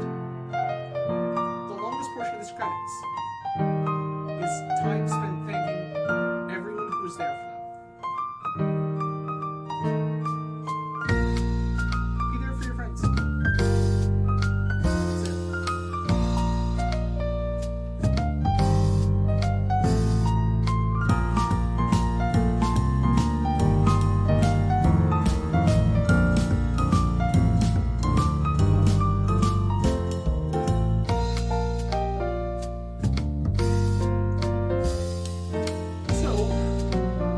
Needless to say, this is going to be the last episode of Pecan Pines. We will take some time here in just a moment to explore the last ending. We will have explored not all, but most of all the game has to offer. There were some things in the diner. I feel like there's potentially something going on, a fishing spot still. We'll have to see. But there is at least one more ending. So we'll go ahead and cover that for sure. And then, for all of you watching the Twitch VOD later, for all of you watching on YouTube, need your feedback. We have a couple of options for the next series that we run on the channel. So, one option, for those of you that followed it the first time around, there is a sequel to Coffee Talk. That game is now on Game Pass. I have already downloaded it, and we can play through that together. Or, I have a game with a special guest. It would be a running series with a kind of multi-episode story with, again, multiple people involved. So, if you are interested in that, that would be a much more involved project. Please let me know. But your options are Coffee Talk 2, or the second game, which would feature, who knows, maybe one guest, maybe three, would be a game called Solasta. So Solasta is an adventure RPG based very heavily on Dungeons and Dragons mechanics. As I know many of you who follow the channel are super fantasy nerds like I am, hence why you're interested in Magic in the first place. The game is really cool. I've been playing a little on the side, and it would be it's a really neat game. There's a lot of cool stuff going on with it, and it is a game that very easily handles co-op. Yes, I do. If you are interested in that, please let me know. So YouTube folks, please leave a comment on this video. Would you prefer to see Solasta with one or more guests, or would you prefer to see Coffee Talk 2? Eventually we will get around to both. However, what would you like to see next? For those who watch the VODs at a later date, feel free to leave comments, whisper at me on Twitch, reach out to me on Twitter. Any of those things is fine. Please feel free to contact me and we can do that. Now, we have one final option to explore. Double check our work here. Yep. We have a single option left.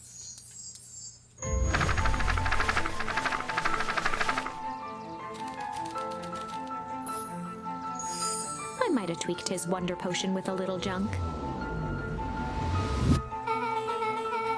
wait to see the look on his face when he realized he drank his own cigar ash. How did Ash fit into the vial? It's pretty easy to mess with the vial behind my back. Oh, that's sneaky. Well, it's a bad habit anyways. Well, always said, bad habits are like 50-yard field goals. Huh? Hard to kick. You can all call me Sharper Valentine. His body and face began to contort and expand as he disappeared into a belching green mist.